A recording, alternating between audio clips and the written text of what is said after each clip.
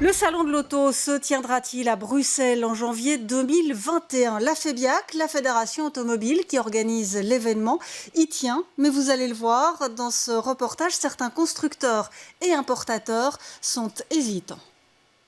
FEBIAC, organisateur du salon de l'auto, met tout en œuvre pour que le salon puisse ouvrir ses portes en janvier, à commencer par un protocole strict. Un achat de tickets online, comme ça on peut tracer les visiteurs avec probablement des slots horaires, donc pour qu'on sache exactement qui était au salon à quel moment, pour faciliter le traçage si nécessaire par après.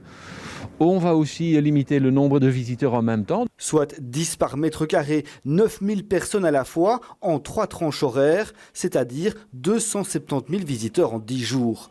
Brussels Expo, lui, a investi 1,5 million d'euros dans des lampes UV germicides pour réaccueillir de grands événements. Nous sommes les premiers d'ailleurs au monde, le premier parc d'exposition au monde qui est équipé de systèmes UVC qui permet de désinfecter l'air et qu'on a directement décidé d'implémenter ici à Bruxelles. Chez les constructeurs, Hyundai a déjà renoncé à y aller. Honda hésite, les autres s'observent.